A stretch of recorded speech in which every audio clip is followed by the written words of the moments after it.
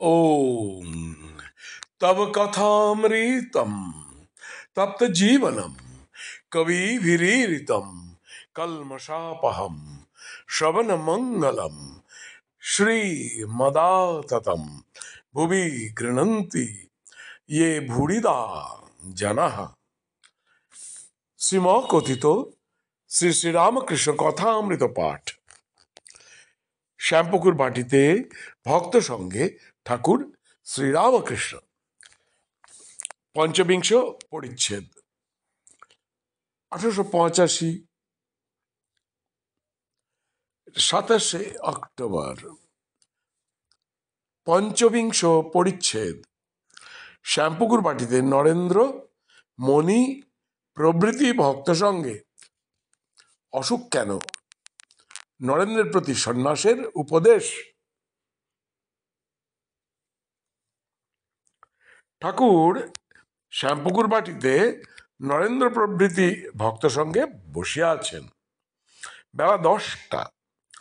আজ 27 অক্টোবর 1885, মঙ্গলবার, আশ্বিন কৃষ্ণা চতুর্থী, 12ই কার্তিক। ঠাকুর নরেন্দ্র, মণি প্রভৃতির সহিত কথা কইতেছেন। নরেন্দ্র: ডাক্তার কাল কি করে গেল? একজন ভক্ত: সুতোয় মাছ গিতেছিল, ছিঁড়ে গেল। শ্রীরামকৃষ্ণ সহাস্যে: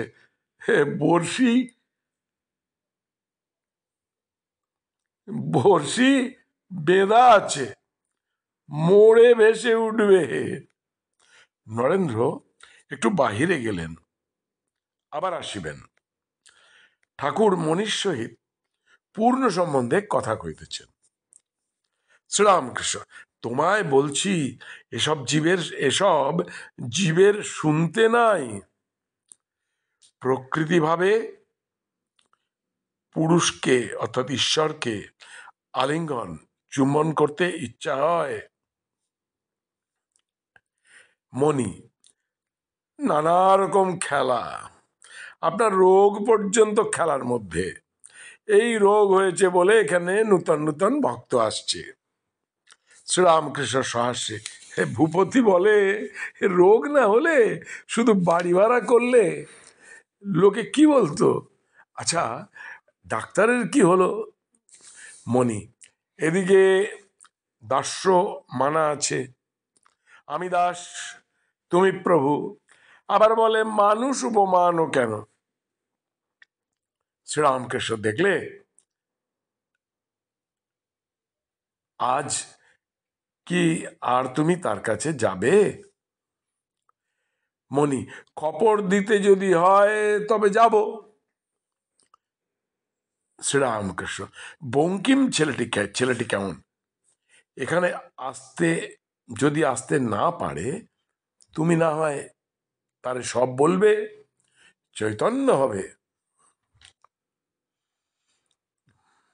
আগে সংসারের গোছগাছ না ঈশ্বর।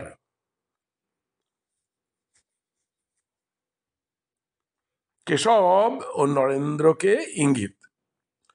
নরেন্দ্র আসিয়া কাছে বসিলেন। নরেন্দ্রের পিতার পরলোক প্রাপ্তি হওয়াতে বড়ই ব্যাধিগ্রস্ত হইয়াছেন। মা ও ভাই এরা আছেন, তাদের ভরণ পোষণ করিতে হইবে। নরেন্দ্র আইন পরীক্ষার জন্য প্রস্তুত হইতেছেন। মধ্যে বিদ্যাসাগরের বউবাজারের স্কুলে কয়েক মাস শিক্ষকতা করিয়াছিলেন।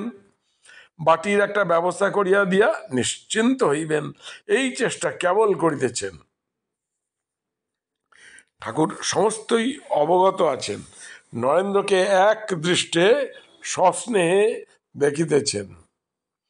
শ্রীরামকৃষ্ণ মাস্টারকে: আচ্ছা, কেশব সেনকে বললাম যদৃচ্ছা লাভ। যে বড় ঘরের ছেলে, তার খাবার জন্য ভাবনা হয় না। সে মাসে মাসে মুসোহারা পায়। তবে নরেন্দ্রের ঘর অত উঁচু ঘর, তবু হয় না কেন? ভগবানের মন সব সমর্পণ করলে তিনি তো সব জোগাড় করে দিবেন।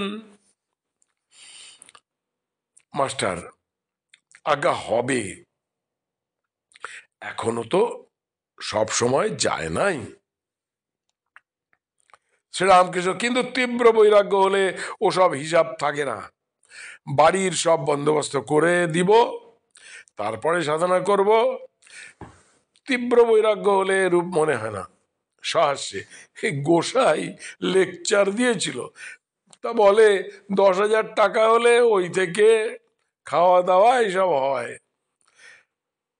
তখন নিশ্চিন্ত হয়ে ঈশ্বরকে বেশ ডাকা যেতে পারে। কেশব সেনও ওই ইঙ্গিত করেছিল। বলেছিল, মহাশয়, যদি কেউ বিষয় আশয় ঠিকঠাক করে ঈশ্বর চিন্তা করে, তা পারবে না কিনা, তা পারে কিনা, তার তাতে কিছু দোষ হতে পারে? আমি বললাম, তীব্র বৈরাগ্য হলে সংসার পাতকুয়া, আত্মীয় কালসাপের মতো বোধ হয়।